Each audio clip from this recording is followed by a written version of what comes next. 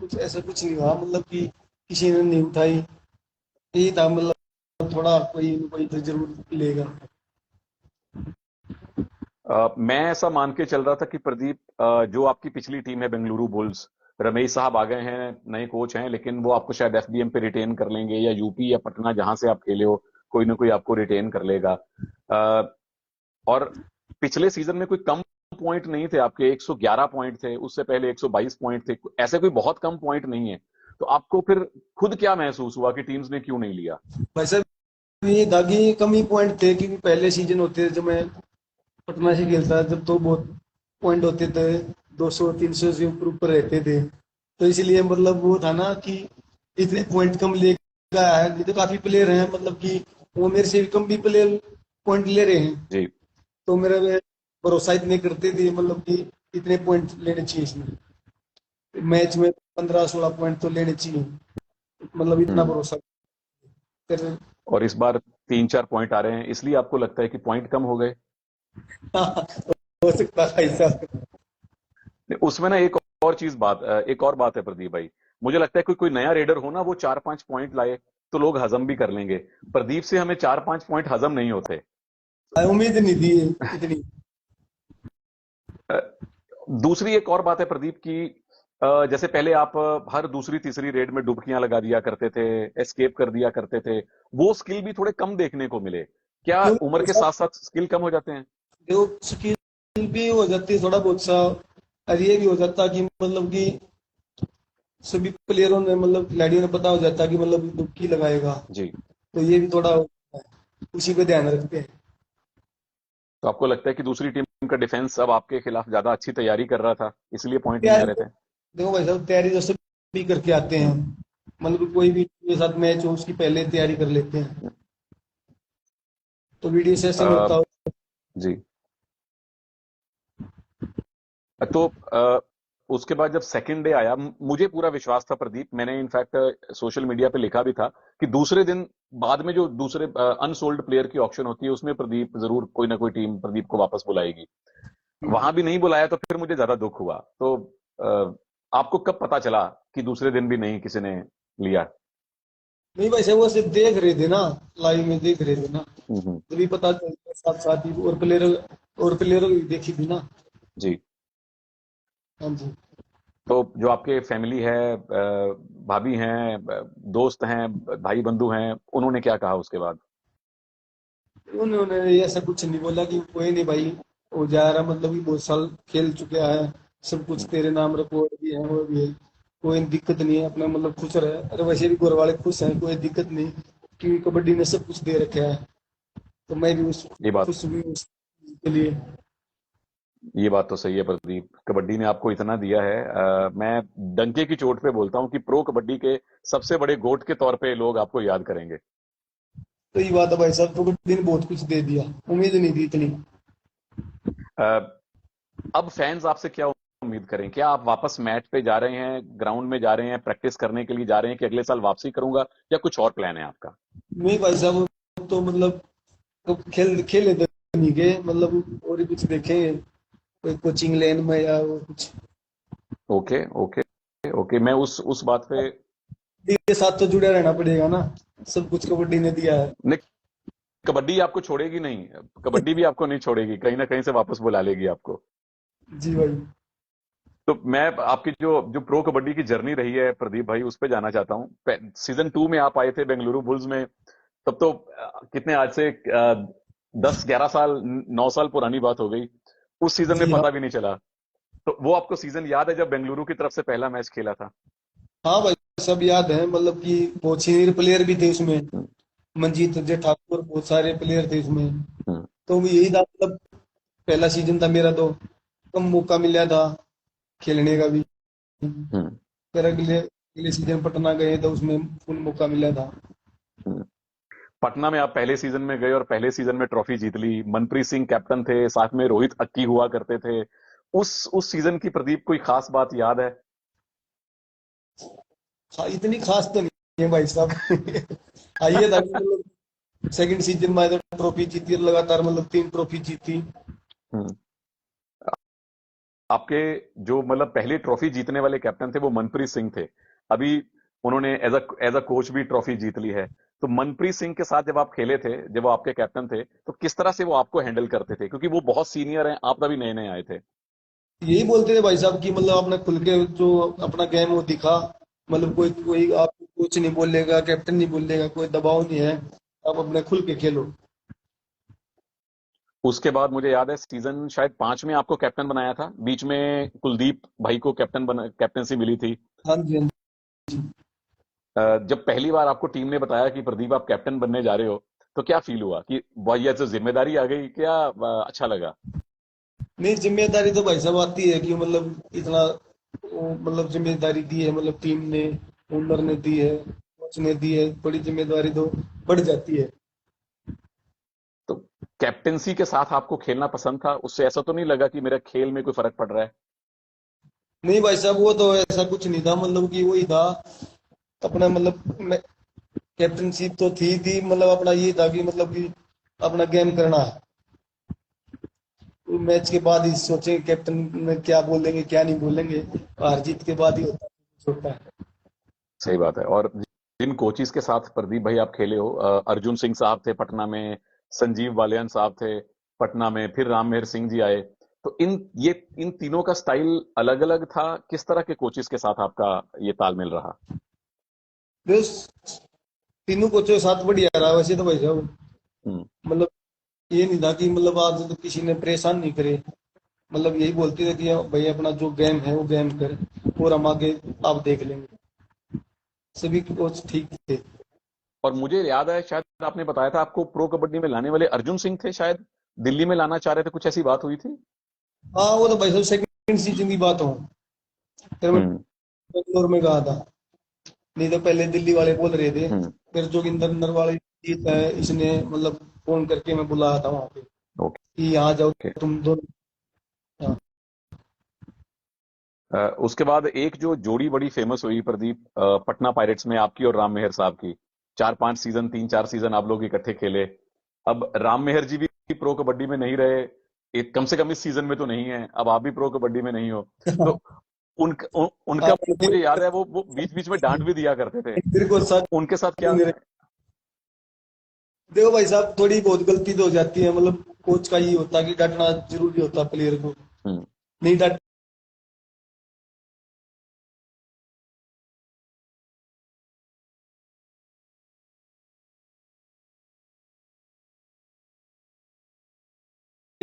क्या कर देंगे प्लेयर, थोड़ा कंट्रोल में रखना बहुत जरूरी होता है। हम्म। तो राम मेहर जी की डांट भी वो पिता की तरह थी, है ना, बड़े भाई की तरह। जी जी।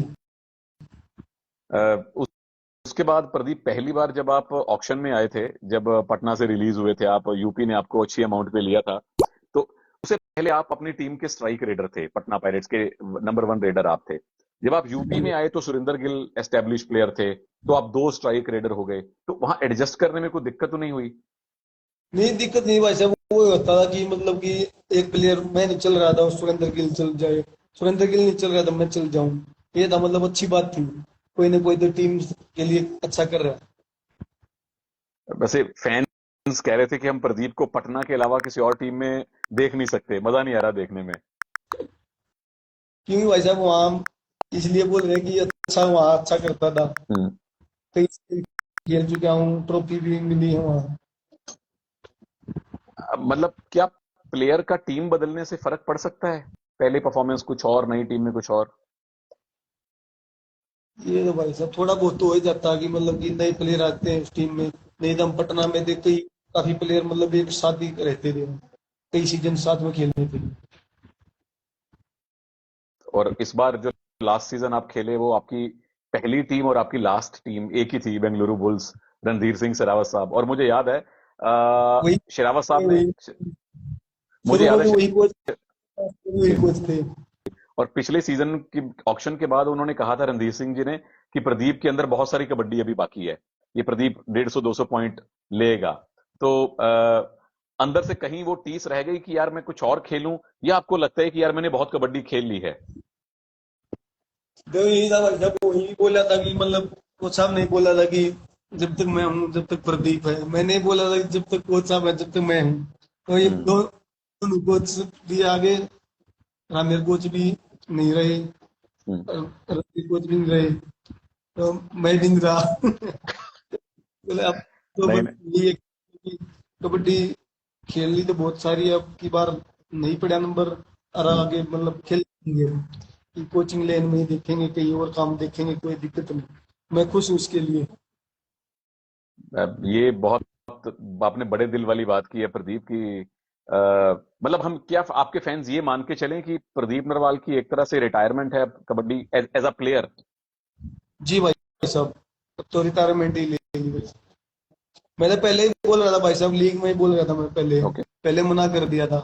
रणधीर कोच साहब ने ही मना कर दिया था अभी मत ले, और भी मतलब स्टार स्टार वाले से बात हुई थी, उन्होंने भी मना कर दिया अभी मत लेना, इसलिए मतलब मैं रुक गया था।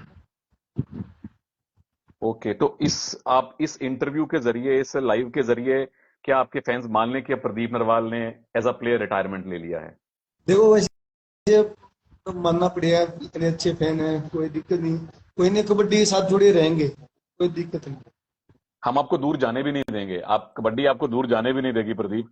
जितना मैं प्यार जाऊंगी आपको, क्योंकि कबड्डी ने आप सब भी नहीं जाओगे। बाहर थोड़ी जाएंगे। जी। तो एक बात, मतलब मैं खुद भी सोच रहा था जब ऑक्शन होती है आपके, ठीक है, पटना वाले पॉइंट नहीं आ रहे, 300 350, पर 100 से ऊपर पॉइंट लगातार आ रहे हैं। कुछ प्लेयर ऐसे भी हैं जो 100 150 पॉइंट लाते हैं, उनको फिर भी काफी पैसा मिल रहा है, और आपको किसी ने लिया तक नहीं है। तो थोड़ा ये खराब नहीं लगता? कोई ना, वो तो किस्मत की बात होती है भाई साहब। ये भी खैर बड़े दिल की बात है, उन प्लेयर्स की अपनी किस्मत है, आपकी अपनी किस्मत है। मैंने एक और बात कही थी प्रदीप अपने यूट्यूब पिछले वाले वीडियो में, कि पटना या यूपी को चाहिए कि प्रदीप को अपना मेंटोर या कोच या आइकॉन बना के अपने साथ बिठाएं। आपको किस चीज में इंटरेस्ट आएगा, हमारे साथ कमेंट्री करने में या प्लेयरों के साथ कोचिंग वगैरह करने में? जब कमेंट्री तो नहीं हो पाएगी। टीम के साथ जुड़ने में अच्छा है। तो ये मान के चलें कि प्रदीप नरवाल हमें एक कोच के तौर पे दिख सकते हैं आने वाले टाइम में? देखो भाई साहब, वो तो किस्मत की बात है। आपका इंटरेस्ट है कोचिंग में? हाँ, क्योंकि देखो कबड्डी के साथ जुड़ा रहना पड़ेगा, तो इंटरेस्ट तो लेना पड़ेगा, इंटरेस्ट है बहुत। गांव में बच्चे आते हैं आपसे कबड्डी सीखने, आप सिखाते हैं वहां पे? भाई साहब यहाँ पे अभी भी मैं एकेडमी में हूँ, ओ बहुत ओके। सारे बच्चे हैं। थोड़ा आप एकेडमी दिखाएंगे प्लीज कैमरा से? हाँ हाँ जी जरूर। अभी तो क्या बात है जी। बाइक दिख रही है, साइकिल दिख रहा है, ग्राउंड दिख रहा है, बच्चे दिख रहे हैं, क्या बात है, मिट्टी पे कबड्डी हो रही है। और कोच साहब प्रदीप नरवाल, अब क्या बात है जी। बच्चे बैठ के मुझे लगता है वो इंस्टा लाइव देख रहे हैं कि प्रदीप भाई को यहाँ पे हम लोग देख लें। आज आज से 7 8 साल पहले तो प्रदीप ये सोचा नहीं होगा कि रोल बदल जाएगा, कि अभी कुछ साल पहले आप यहाँ खेल रहे थे, अब आप कोच बन जाओगे। देखो भाई साहब, अभी देखते हैं कोच कोच की भी क्या रहेगा क्या हम्म नहीं। ये तो यहाँ बच्चे एकेडमी कर रखी है, एकेडमी में बच्चों को खिलाएंगे। हम्म। तो आपने भी इसी जगह ट्रेन किया था जब आप खेलते थे, इसी जगह ट्रेनिंग करते थे? हाँ देखो भाई साहब, ये एकेडमी रही अपनी अरे वाह। यहाँ, ये आपके गांव हरी की? स्टेडियम, ये बहुत बढ़िया। नजदीक स्टेडियम है। ओके, वो इंडोर स्टेडियम है मैट वाला? नहीं, मैट नहीं भाई साहब, वो ऐसे बना रखा है। अच्छा अच्छा। ओके।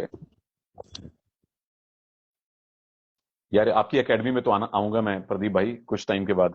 आओ, कभी भी आओ भाई साहब। पक्का पक्का, आपसे मिलना बाकी है, मतलब मिले तो हम कई बार हुए हैं, लेकिन आपके घर का खाना खाना बाकी है अभी। कभी भी आओ भाई साहब। पक्का, मैं पक्का आऊंगा प्रदीप।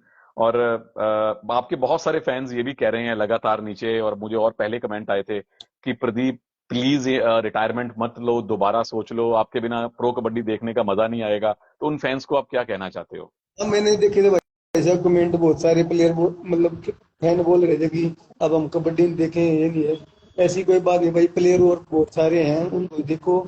ये नहीं होता कि मतलब हर टाइम मैं ही खेलूंगा, कोई टाइम होता है खेलने का भी।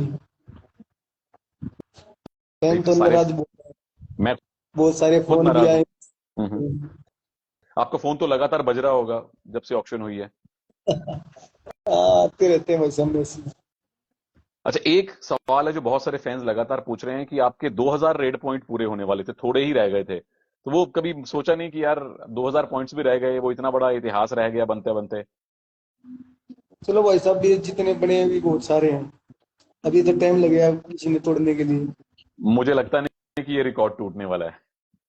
भाई साहब रिकॉर्ड तो टूट जाता है इसलिए बनते हैं रिकॉर्ड।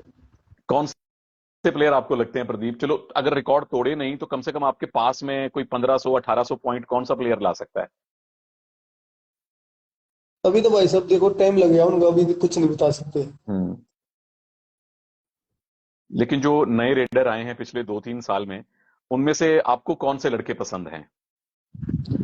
देखो भाई साहब यही होता है कि मतलब इंजरी बहुत होती है उसमें। किसी प्लेयर की इंजरी ना हो तो मतलब कि ये है अब की बार। पटना में था, ने बहुत सारे पॉइंट लिए हैं, अच्छा भी खेला है देवांग। देवांग। दिमाग ने। मतलब जी। यही हम ये बोले कि कभी इंजरी ना हो। इंजरी हो जाती है वहीं से मतलब गाड़ी रुकी जाती है प्लेयर की। ठीक बात है। और जब आपने कबड्डी खेलनी शुरू की थी, आज से मतलब 10 12 13 15 साल पहले की बात है, तो आपको कौन से प्लेयर अच्छे लगते थे जिनको देख के आप उनकी तरह बनना चाहते थे? मेरे गाँव का था भाई साहब, मैं कुलदीप, ये कुलदीप नरवाल। जो इन्हीं पटना में कैप्टन थे आपके? जब छोटे, हाँ हाँ, जो पटना के कैप्टन थे। इन्हीं को आते जब ग्राउंड में इन्हीं को देखते थे आगे। मतलब डिफेंस भी करता था और ऑफेंस भी करता था साथ में। इन्हीं को देख के मतलब ज्यादा वो बना था। मुझे बड़ी अच्छी तरह याद है, मैं इस बात का गवाह हूं, जब पटना में कुलदीप को लाया था तो प्रदीप ने खुद मुझे फोन पे बताया था कि कुलदीप मेरे बड़े भाई की तरह है, वो टीम के कैप्टन बनेंगे और मैं आराम से रेड करूंगा। देखो सीनियर भी बहुत थे ना भाई साहब मेरे से। जी। इज्जत तो देनी पड़ती है ना। नहीं नहीं, बिल्कुल, वो प्लेयर भी बड़े अच्छे थे, मुझे याद है जयपुर पिंक पैंथर में भी खेले थे वो पहले। हाँ और हाँ। बड़े अच्छे, बढ़िया ऑलराउंडर थे। तो जी। अ, एक चीज और मैं हमेशा जानना चाह रहा हूं कि ये कथूरा और रंढाना जो आपका इलाका है, यहाँ इतने सारे कबड्डी प्लेयर कैसे आ जाते हैं, क्या खास है यहाँ पे? भाई साहब और कोई गेम है नहीं दोनों गाँव में अच्छा। कबड्डी के अलावा। अब यहाँ देखो आपने दिखाया होगा मैं कितने छोटे छोटे बच्चे खेल रहे हैं। मतलब हम्म। शुरू से कबड्डी शुरू करते हैं और कोई गेम खेलते नहीं। अब कोई गेम है नहीं गाँव में। इसीलिए इतने सारे कबड्डी प्लेयर आ रहे हैं यहाँ से, मजा आ गया। अ, तो आपके फैंस को प्रदीप आप कुछ स्पेशल मैसेज देना चाहोगे? अब ये मान के, तो ये तो आपने अनाउंस कर दिया है कि अब आप कबड्डी से एज अ प्लेयर रिटायरमेंट ले रहे हो, तो जो फैंस आपके दुखी हैं, जो आपको दोबारा से देखना चाहते हैं, उनको आप क्या कहना चाहोगे? भाई यही बोलेंगे कि मतलब कि इतने मतलब नाराज ना मत हो, क्योंकि टाइम होता है किसी चीज का। आप मतलब जो प्रो कबड्डी आने वाला सीजन है उसको अच्छे से देखो। और भी कोई ना कोई प्रदीप निकल के आए। क्या बात है, कितनी कितनी बड़ी बात आपने बोली है कि और भी कोई प्रदीप निकल के आएगा और भी बड़े बड़े स्टार निकल के आएंगे। पर एक बात मैं डंके की चोट पे फिर बोल दूं सबके सामने कि प्रो कबड्डी में प्रदीप जैसा प्लेयर बहुत कम आता है। गिने चुने प्लेयर हैं जिनको इतना प्यार मिलता है और जो इतना साल खेल जाते हैं। अच्छा, एक मेरा और मैं सवाल पूछना चाह रहा था प्रदीप आपसे। आप सीजन 3 4 5 6 7 8 6 सीजन आप एक पीक पे खेले हो, हर सीजन में आपके बड़े पॉइंट आते थे, 10 10 12 जी। 12 की एवरेज थी। तो इतनी लंबी फिटनेस का आपका राज क्या था?